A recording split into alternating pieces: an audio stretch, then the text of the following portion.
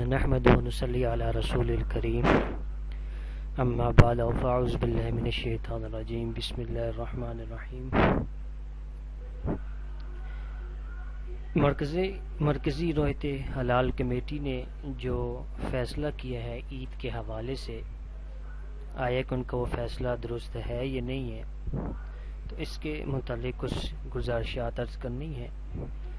تو دیکھیں، مرکزی رویت حلال کمیٹی نے جو فیصلہ کیا ہے وہ گواہوں کی بنیاد پر کیا ہے، اور شریعت کے اندر دو معیار ہیں اعلان کے لیے۔ نمبر ایک رویت، چاند کی رویت، چاند کو لوگ دیکھیں، اور دوسری جو بنیاد ہے وہ ہے گواہی۔ تو اب جب رویت حلال کمیٹی نے گواہی کی بنیاد پر فیصلہ کیا تو وہ فیصلہ ہو گیا ہے، نافذ العمل ہے، کیونکہ چاند نظر آنے کا بہرحال فی نفس ہی امکان موجود تھا۔ 19 گھنٹے کا، اگرچہ 20 گھنٹے کا چاند جو سے وہ دیکھا جا 20-22 گھنٹے کا، لیکن پھر بھی جو سے ہے چاند دیکھنے کا فی نفسی امکان موجود تھا۔ ایسی صورت میں اگرچہ رویت کی شہادت صحیح نہ بھی ہو، لیکن چونکہ مرکزی رویت حلال کمیٹی نے گواہی قبول کر کے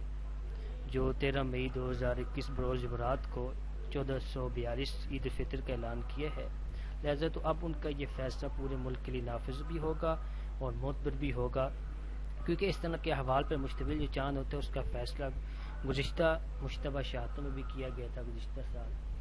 تو بھی اکابر علماء نے اس کو معتبر مانا ہے۔ لہذا عوام کو اس حوالے سے تشویش میں مبتلا نہیں کرنا چاہیے کہ بھائی اس کے اندر ایک اور بات بھی عرض کرتا چلوں کہ روزے کی قضا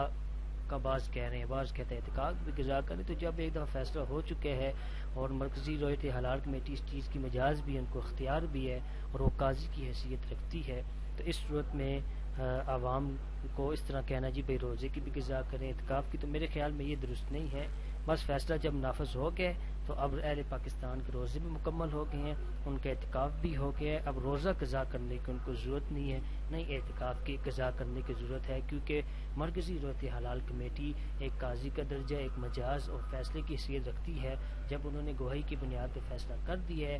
اگرچہ فی نفسی چاند دیکھنے کا امکان موجود تھا، اگرچہ مکمل طور پہ نہیں تھا، لیکن پھر بھی ان کا فیصلہ معتبر ہوگا، تو عوام کو اس طرح کی تشویشناک صورتحال میں مبتلا نہیں کرنا چاہیے کہ روزے کی قضا کریں یا اعتکاف کی قضا کریں۔ واللہ اعلم بالصواب۔